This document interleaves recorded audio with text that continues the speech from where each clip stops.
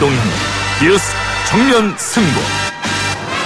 이동형의 뉴스 정면 승부.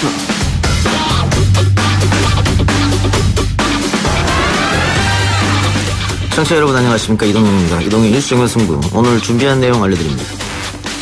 기호 6번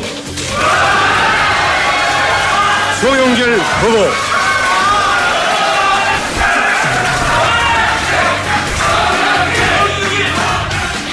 어제 민주당 전당대회 컷오프 통과자 3명의 후보가 발표되는 순간이었는데요.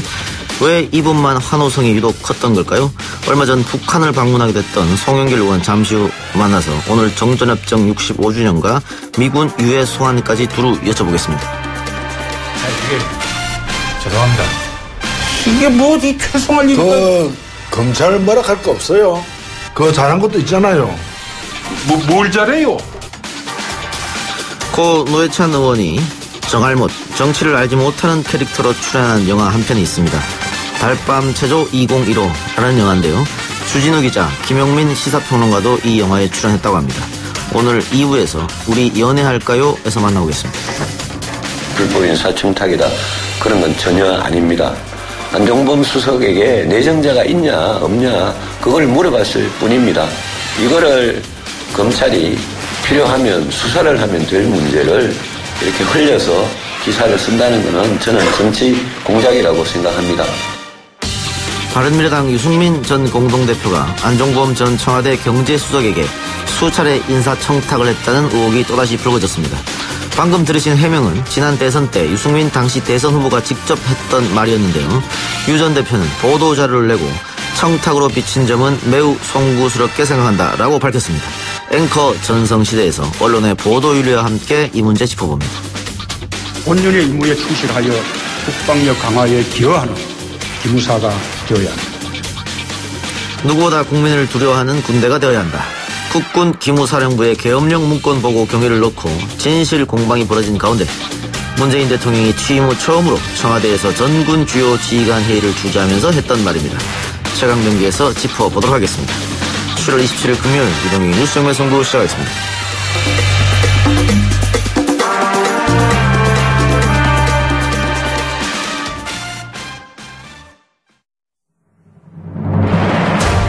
이 작가는 독하다. 이 작가는 거칠다. 이 작가는 솔직하다. 이 작가는 눈치가 없다. 그는 할 말은 한다. 할 말은 한다. 정치 오타쿠 이 작가의 독설 뉴스 정면 승부.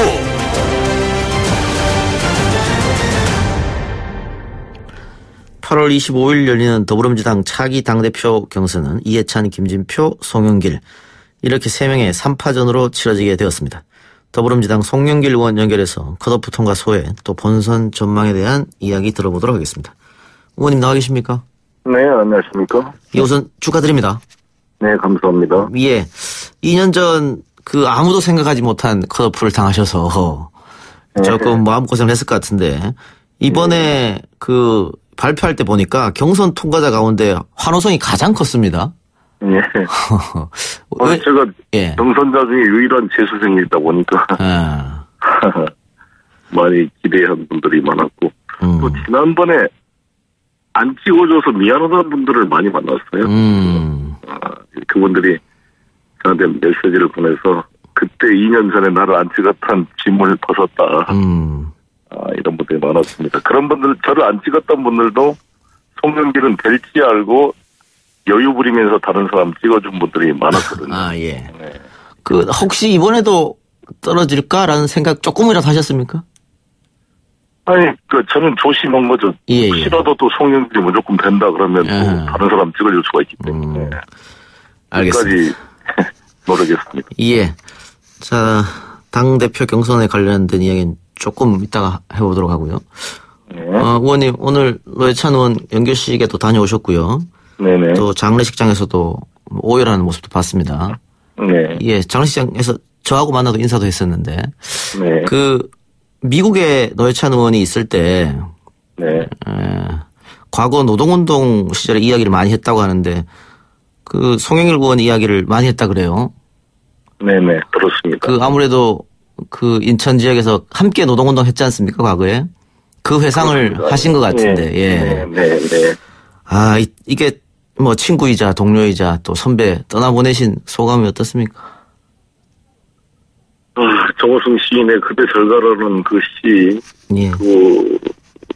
정호승의 노래가 이렇게 절절하게 다가올 줄 몰랐습니다. 예.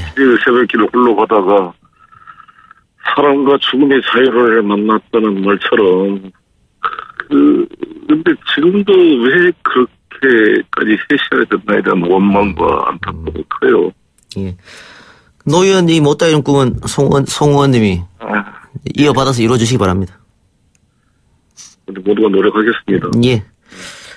자, 다시 당대표 이야기 좀 해보겠습니다. 그 의원님, 그 당대표 이제 컷오프 통과하고 나서 통합의 아이콘이다 이렇게 말하신 것 같습니다. 네. 어떤 뜻으로 받아들이면 됩니까? 세대적으로도 제가 통합을 위치해 있다. 20대 국회의원이 평균 나이가 55.5세더라고요. 예. 제가 딱 56세입니다. 그래서 예. 위아래 세대를 통합할 수 있는 위치에 있고, 또 제가 호남 출신이지만 인천에서 정치를 해왔지 않습니까? 이런 서해안 벨트와 또 우리 대통령을 배출한 동해안 벨트, 부경이 또 승리했기 때문에 이 서해안 동해안 벨트를 통합시킬 수 있는 위치에 있지 않느냐라는 생각과, 또한 친문 비문을 넘어서 하나의 원팀을 만들기 위해 문재인 후보께서 저를 지난 대선 때 총괄 선대 본부장으로 영입했던 것처럼 그런 통합을 할 수 있는 그런 위치에 있지 않나 이렇게 생각합니다. 예. 중요한 건 이제 본선 아니겠습니까? 네. 한 달 정도 남았는데 네. 어떤 전략을 갖고 계십니까? 제가 가장 열심히 일할 수 있는 제가 위치와 나이인 것 같습니다.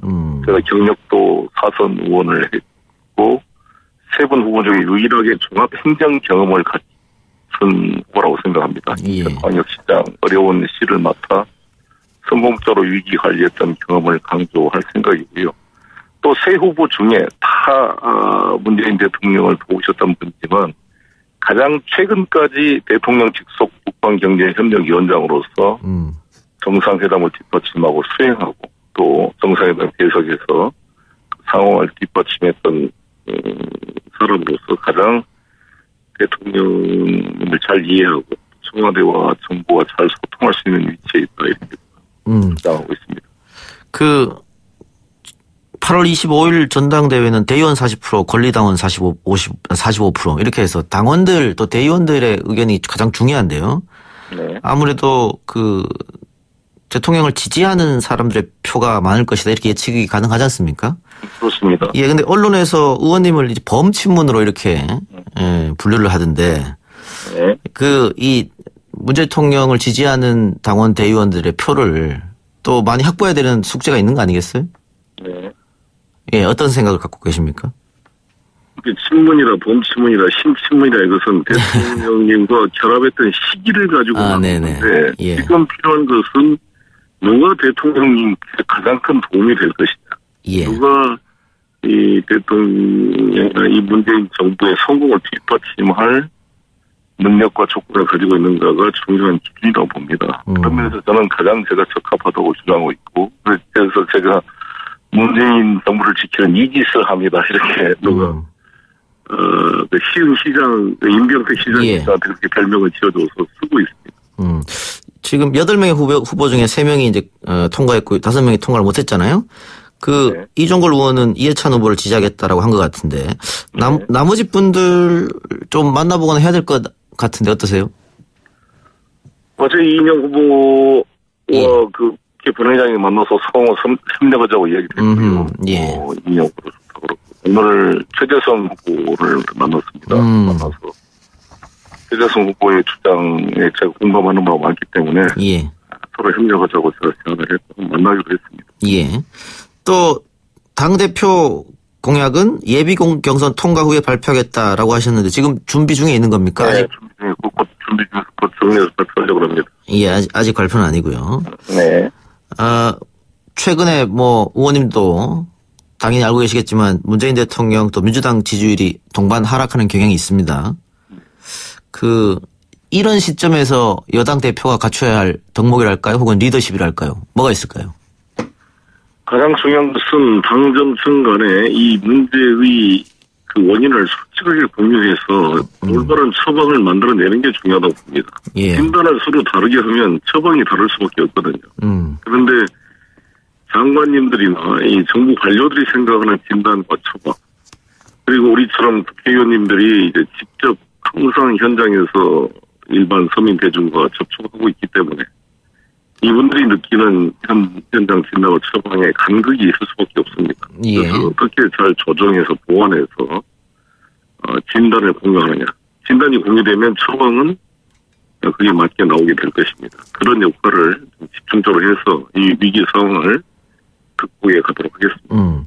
특히 6.13 지방선거에서 야당의 텃밭이라고 하는 부울경에서 압승을 했지 않습니까?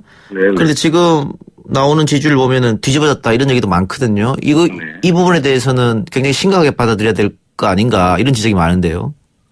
그렇습니다. 예. 그래서 제가 이번에 부울경이나 영남 쪽에서 지지가 제가 또 많이 나왔거든요. 예. 그 이유는 이 북방 경제를 통해서 부울경과 이 침체된 대구 경북 지역의 경제를 살려달라는 요청이 많았습니다. 특수 강로를 개척하고 이달 동안 해운과 조선 산업을 다시 살려내고 동해선을 연결해서 남북 경제 협력 축을 만들어내고 이런 여러 가지 구상에 대한 간절함이 많이 묻어 있습니다. 포항, 부산 다요. 그런 문제에 대해서 제가 집중적으로 한번 해법을 찾아보려고 합니다. 청와대가 야당을 향해서 협치내각을 제안했는데 의원님 만약에 대표가 된다면은 이 문제 협치내각 혹은 소연정 얘기도 있던데 이 문제에 대해서는 어떤 보관을 갖고 계신지요? 일단은 대통령과 연담을 통해서 긴밀히 구상을 서로 좀 들어보고 또 협의를 해야 된다고 봅니다. 그러나 어찌됐든 지금 우리 당이 129석을 가지고 어떠한 개혁 입법도 통과되기 쉽지 않는 상황에서 야당과 협력은 불가피하게 필요하다고 봅니다. 그 범위를 어디까지 할 거냐는 논란이 있지만 적어도 정의당, 민주평화당 등과의 긴밀한 협력이 필요하다고 생각합니다. 당 내에서도 찬성과 반대가 좀 갈리는 것 같은데요? 연정, 소연정 이런 개념인데요. 예. 이 협치라는 것은 탄력적 개념이기 때문에 어찌됐건 국회에 우리가 과반수 의석을 갖고 있지 않는데 예. 협치하지 말자는 것은 법안 통과를 안 하겠다는 것과 마찬가지니까 그런 말은 성립되기 어렵고 어떤 형태로든지 야당의 협력을 얻어야 국회 법이나 통과될 거 아닙니까? 당장 4.27 판문점처럼 기준도 그렇고 예. 공직자 비리 수사처 같은 법도 그렇고 관련 현안들의 하나하나 입법적 성과를 내려면 야당과의 그런 사안별로 하나하나 하는 게 아니라 이런 안정적 협력 구조가 필요하다고 봅니다. 예. 의원님 전화 연결 상태가 지금 좋지 않아서요. 네. 하나만 더 여쭙고 마무리하겠습니다. 다른 질문이 많은데 이 전화가 좀 안 좋네요. 당 청정 관계는 어떻게 하실 생각이십니까? 이미 나름대로 보관은 섰을 거라고 판단이 되는데요. 네.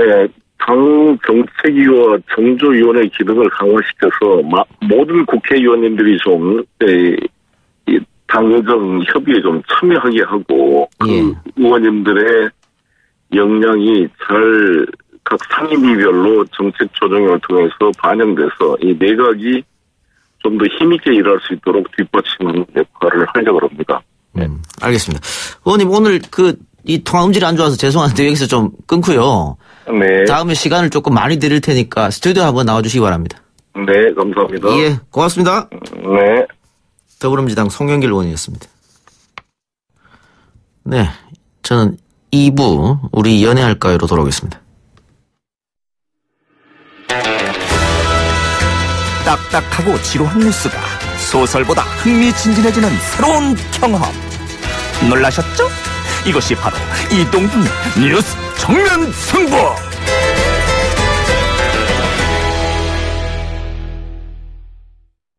머리에 성남꽃을 꽂고 내가 죽으면 머리에 성남꽃을 꽂고 나도 죽어서 서른에 노회찬 의원님, 노회찬 의원님, 이제 평생을 짊어지셨던 무거운 짐을 내려놓고 영원한 평안을 누리십시오. 사랑하는 우리의 벗, 존경하는 나의 선배 노회찬이시여, 부디 영면하십시오. 나의 동지, 사랑하는 동지, 영원한 동지야. 지금 제가 왜 대표님께 조사를 올려야 한단 말입니까? 저는 싫습니다. 꿈이었으면 좋겠습니다. 서른에만 더 함께 살아볼 거나. 이동희 뉴스 정면 승부, 어제가 첫 방송이었고 오늘부터 이제 고맙습니다. 예, 오늘 정상적으로 고정된 첫날인데 덕담 한마디 해주시고 마치겠습니다. 예, 우리 이동현 사회자가 사회를 보면은 모든 게 술술 풀리는 그런 경험을 많이 했는데 앞으로 좋은 방송 기대하겠습니다. 저도 열심히 하겠습니다. 예, 오늘 말씀 고맙습니다. 네, 안녕하십니까. 네, 오랜만입니다. 자, 국회 이야기 하기 앞서 오늘 YTN 라디오 개국 10주년이라고 하거든요. 네, YTN 개국 10주년 진심으로 축하드립니다. 이제 촛불 시민혁명 이후에 대한민국 민주주의 발전에 YTN 더 큰 역할을 하기를 기원합니다. 고맙습니다. 네, 그리고 오늘부터 저희 프로그램이 팟캐스트, 팟빵 라이브도 시작했는데 노회찬 원내대표도 한때 팟캐스트 스타였죠, 정식 카페. 예, 그런데 예. 그때는 뉴스 장르 선거가 없었기 때문에 네, 저도 늘 즐겨 듣는 YTN 라디오와 국민의 마음을 읽고 그 기대찬 국민들 눈높이에 맞추기를 바랍니다. 국민의 마음을 들으시고 국민이 원하는 방향으로 가십시오. 이게 제가 원하고 싶은 내용입니다. 예. 오늘 나와 계십니까? 네, 안녕하십니까. 그러면 영수증도 필요 없고 사용 지출도 없다면 어디서 써도 뭐 상관이 없는 그런 돈이 되는데. 그 중에 절반 정도는 또 현찰로 받았어요. 현찰로요? 예, 없어도 되는 돈이고요. 그 국민들 세금 아닙니까, 결국은 이 돈도? 그렇습니다. 일반 조그마한 회사에서도 공당 출장 가면은 다 영수증 첨부하지 않습니까? 그렇죠. 그야말로 눈먼 돈처럼 취급받고 있는 겁니다. 법안 발의 언제쯤 하실 생각이십니까, 그러면? 폐지 법안? 예, 뭐 6월 중으로 꼭 할 생각입니다. 예. 이 제도를 바꾸는 게 훨씬 더 의미가 있다고 생각합니다. 알겠습니다. 예스 앱으로 이정희님께서 노회찬 의원님 스튜디오에도 한번 나와주세요. 이런 댓글이 있습니다. 한번 나와주시기 바랍니다, 다음에. 예, 그렇게 하겠습니다. 네, 지금까지 정의당 노회찬 원내대표였습니다. 고맙습니다. 네, 감사합니다.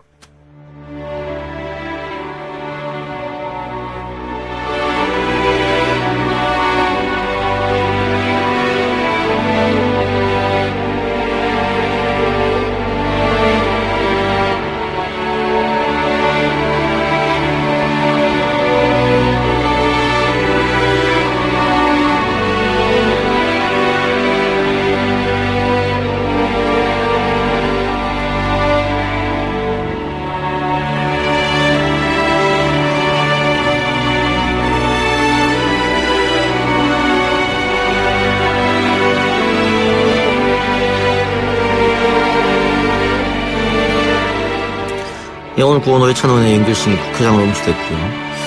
저희 뉴스 정면 승부하고 인터뷰했었던 노회찬 의원의 목소리를 들려드렸는데 그 부분에서 약간 소리가 이상했다고 합니다. 청취자분들의 양해를 바라고요. 노회찬 의원하고 우리 저하고 뭐 인터뷰도 뭐든 다음에 우리 스튜디오에 한번 모시겠습니다. 네 하는 게 마지막이 됐어요. 그렇게 될 줄 몰랐는데. 그리고 노회찬 의원의 마지막 가는 길을 기리면서 그동안 문화예술계, 연예계에 남겼던 노회찬 의원의 흔적을 살펴보러 갑니다. 시사평론가 겸 영화배우 남태우 씨, 문화평론가 김성수 씨 나오셨습니다. 어서 오십시오. 안녕하세요, 김성수입니다. 네, 안녕하세요, 남태우입니다. 예, 유독 크게 인사하시네요. 정면 승부에서 정면으로 승부해보려고 크게 인사했습니다. 네, 그 앞에 연결식 장면, 또 저하고 노회찬 의원하고 인터뷰 장면 나가는 도중에 우리 김성수 평론가 계속 한숨을 쉬셨는데. 말로 할 수 없는 그런 아쉬움들이 있죠. 그리고 지금 노회찬 의원을 추억하는 시간들이 강요돼서 만들어지고 있는데 그게 저한테는 형벌 같아요. 왜냐하면 살아서 노회찬 의원 개인한테 표 한 번 던져주지 못했고 그리고 노회찬 의원이 몸담고 있던 당에도 그동안 많은 선거를 하면서 딱 2번밖에 던져주지 못했는데 그랬던 것이 이렇게 결과가 나타난 게 아닌가 하는 참담함 때문에 그 죄책감의 어떤 공유 때문에 굉장히 참 힘든 시간들을 보내고 있는데요. 그래서 뭔가 내가 실천해야 될 것들이 어떤 게 있을까 그런 걸 고민하는 시간입니다. 그런데 저랑 비슷한 마음을 제가 이제 패친인 영화 감독들이 몇 분 있는데 그중에 변영주 감독은 제 어릴 때 정말 어렸을 때 많이 가르침을 줬던 분 중에 하나거든요. 근데 변영주 감독이 비슷한 얘기를 썼더라고요. 같은 마음이구나 하는 생각을 했습니다. 예, 남태호 씨도 노회찬 의원과 같이 노동운동도 했었고 또 정의당 당원이었었잖아요. 네, 더 그렇죠. 남다를 것 같아요. 저도 연배가 저보다 10살 많으신데 이제 노동운동 때도 같은 소위 말하는 같은 그룹에 있었고 또 그 이후에 이제 정의당까지 오기까지 소위 말해서 이제 진보정당운동 여기 이제 여러 형태로 이름이 바뀌었습니다만 계속 교회를 같이 했기 때문에 저는 사실 굉장히 슬프다는 것보다 굉장히 옆에 있던 분이 갑자기 사라지신 듯한 어떤 그런 느낌을 굉장히 많이 갖고 있습니다. 예. 정치권뿐만 아니고 지금 연예계에서도 추모 물결이 이어지고 있는데 같이 방송을 했던 김구라 씨, 또 김재동 씨, 개그우먼 강유미, 김미화 씨, 방금 얘기했던 변영주 감독, 또 작곡가 윤일상 씨, 특히 박중훈 씨가 추도사까지 했었는데 이 박중훈 씨와 노회찬 의원하고는 굉장히 인연이 깊은가 봐요. 본인이 스스로 얘기를 했지만 이제 본인이 팬이었다 그러죠. 이제 정치인 중에서 자기 스스로가 팬이 된 건 처음이었다고 얘기를 하면서 이금희 아나운서가 2004년에 다리를 놔줘서 원래는 그 전에 이제 방송을 보고 야 저런 사람이 있구나 생각을 하고 이제 다리를 놔달라고 주변에 얘기를 했는데 이금희 아나운서가 다리를 놔줘서 그때 소개를 받고 아마 박중훈 씨가 남태우 감독님하고 동년배 아닌가요? 예, 그렇죠. 맞습니다. 그러니까 한 10살 차이가 나는데도 거의 허물 없이 친구처럼 지냈다 이렇게 추도사에서 고백을 했죠. 저는 다른 말보다 그 마지막 말이 굉장히 가슴에 남아서 그날 저는 이제 그 한 인터넷 매체의 그 라이브 방송으로 추도식을 보고 있었거든요. 근데 바로 그 다음에 라디오 녹음을 하러 들어가야 되는데 막 이 박중훈 씨 때문에 울어가지고 목소리가 잠겨가지고 방송하기가 이제 힘들었었어요. 근데 마지막 말이 그거였어요. 겨울 되면 굴국밥 누구랑 먹냐고. 그리고 뭐라고 얘기했냐면 형님 이러시면 안 되죠. 이 얘기가 근데 다들 하고 싶었던 얘기이면서 동시에 할 수 없는 얘기. 그렇죠. 그런 상황을 만드는 우리 모두가 너무 원망스러운 그런 상황을 박중훈 씨가 참 잘 짚어서 얘기했던 게 아닌가 생각을 했습니다. 박중훈 씨 라디오 생방인데 한 번은 녹화했다더라고요. 너무 힘들어가서. 그런 얘기 들리고. 영화배우 박중훈 씨가 그냥 고인과의 인연뿐만이 아니고 선거 때는 자기 일처럼 또 발벗고 도왔다 그래요? 네, 18대 때 그때 상당히 힘들 때였죠. 그때 이제 참여해서 열심히 도왔고 아마 그렇게 참 막역하게 친하게 지내면서 정치적으로도 대중 연예인이 지지하기가 쉽지 않았을 텐데. 그렇죠. 예. 아마 회찬이 형 이런 표현들 정말 가장 맛깔스럽게 많이 하시고 정치적인 것뿐 아니라 또 우리가 문화인이라고도 얘기하고 있지만 노회찬 의원의 어떤 문화적인 마인드나 이런 것들도 상당히 많이 공유했던 분이 박중훈 배우가 아닌가 생각이 듭니다. 노회찬 의원에게 20대에게 꼭 어떤 걸 하라고 들려주고 싶은 게 무엇이냐 그랬더니 꼭 악기 하나는 다룰 줄 알아야 된다. 이런 얘기를 하더라고요. 맞아요. 그래서 노회찬 의원 본인도 첼로도 키고. 전적으로 공감하는 내용이었어요. 근데 그 얘기가 노회찬 의원의 입에서 나올 줄은 상상을 못했는데 그 얘기를 하셨단 말이에요. 사실 그 문화예술 교육이 대한민국처럼 잘못되어 있는 나라가 없어요. 아니 어디서 애가 좀 뭐 배우고 싶으면 모든 걸 다 민간 사설 학원에서 다 배워야 되는 나라가 어디 있습니까? 예. 그리고 예능 하나를 특기로 갖기 위해서는 부모가 그 모든 경제적인 부담을 다 가져야 되는 나라가 어디 있습니까?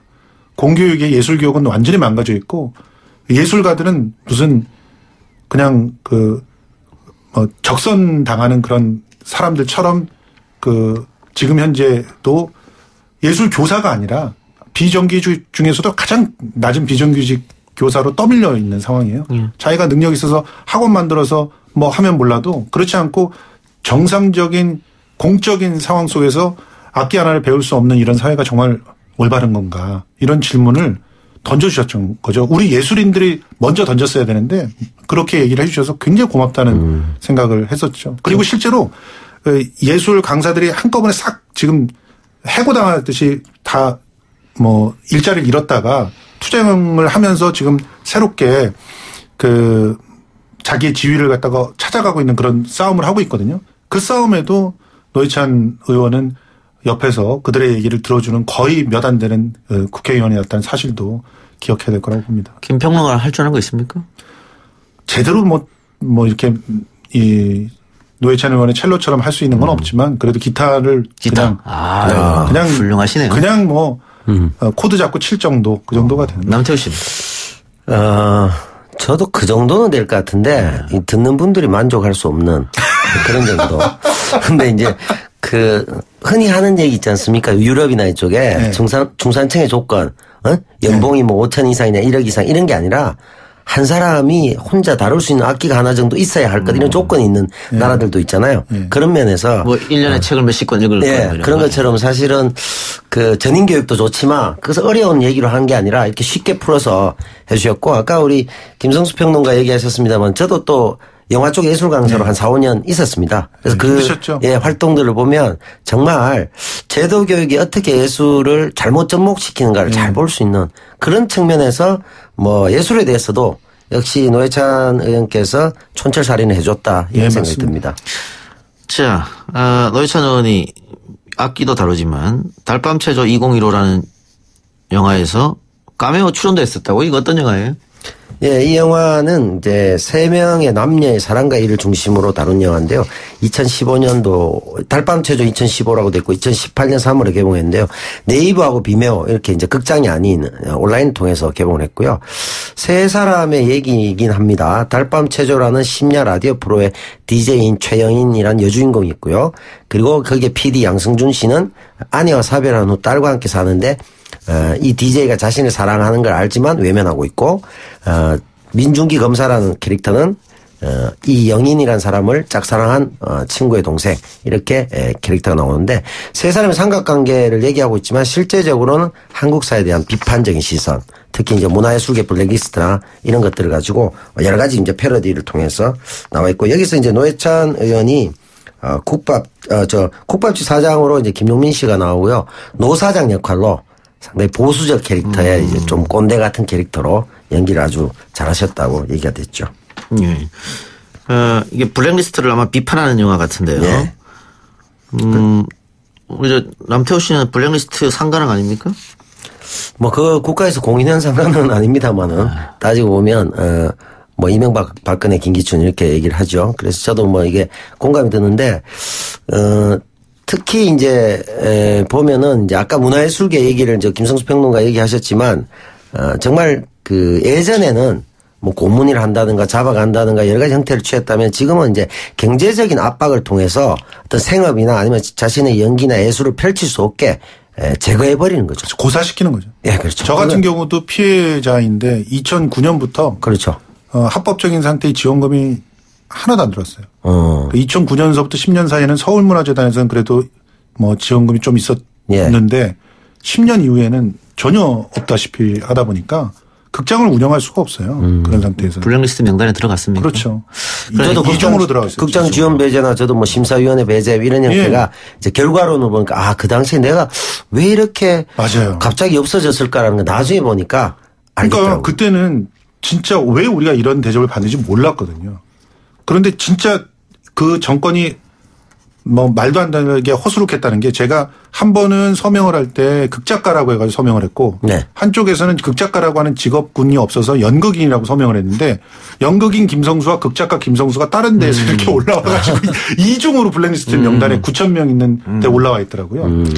그리고 웃긴 거는 방송을 하고 있었는데 방송 평론가로서 김성수는 또 따로 생각한 거야. 거기서는 상대적으로 그런 아주 철저한 고사는 안 당했죠. 그러니까 굉장히 참 웃긴 그런 상황들이 벌어졌던 거죠. 남배우 씨는 네. 3관왕, 네. 김평은 2관왕. 그렇죠. 부럽네요. 뭘 부럽다고 생각하시는지 그 피눈물 나는 상황을 겪어보지 못하시고. 저도 분명히 불이익을 받았는데 나는 명단에 없거든. 훈장처럼 생각하시기 바랍니다. 예, 알겠습니다. 그러니까 이 노회찬 의원이 어쨌든 이 문화예술계에 관심이 많으면서 이 이명박 박근혜 정권에서 문화예술인을 탄압했던 이 블랙리스트 네. 단호하게 또 대처를 했고 문화예술인들을 또 응원해 준 사람 아니겠습니까? 아, 그럼요. 그래서 이거 또 이야기하는 건데 네. 이거 말고 또 하나의 약속이라는 영화가 있는데 이거 삼성 반도체 백혈병 피해자인 고 황효 씨를 다룬 영화 아니겠습니까? 그렇죠. 그런데 이 영화 이거 개봉 전 노회찬 의원이 예고편을 보고 울컥했다 이런 글을 올리고 또 응원도 많이 해줬습니다. 네. 그리고 또 묘하게도 이 영화 개봉 당시에 노회찬 의원이 삼성 엑스파일 사건으로 의원직을 상실을 한 상태였거든요. 그러니까 삼성을 조금 비판하는 영화 또 노회찬 의원 본인이 삼성과 관련된 사건으로 의원직 상실 이게 좀 묘하게 당시에 시기가 좀 맞물렸던 것 같아요. 그렇죠. 그런 부분이 이제 뭐 실제 우리가 느끼기에도 훨씬 더 영화가 리얼하게 다가왔던 이유이기도 하고 그리고 최근에 또 이제 마지막에 이제 정의당 회의에 불참하면서 끝내 읽지 못한 메시지를 남긴 맞아요. 게 삼성전자 백혈병 피해자들 위한 메시지를 남기기도 했습니다. 그렇죠. 그리고 이제 지금 그때 같이 싸움을 많이 했던 황상기 씨하고도 관계 또 그때 이제 모임을 만들었던 반올림에 대한 얘기 뭐 이런 것들이 더욱더 이분들이 이제 노회찬 의원을 더 그리워할 수 있는 그런 상황이 됐다.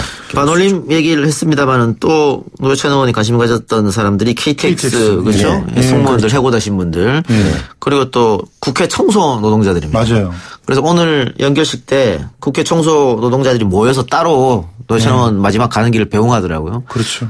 그걸 보면서도 굉장히 짠했는데. 짠했죠. 그러니까 우리랑 같이 밥 먹어주는 국회의원이 몇 안 되는데 맞아요. 그 중에 한 분이고 우리가 갈 데 없었을 때 그렇다면 내 방에 와서 쉬셔라 이런 말도 했다고 하니까 우리 사회에 소외된 사람들.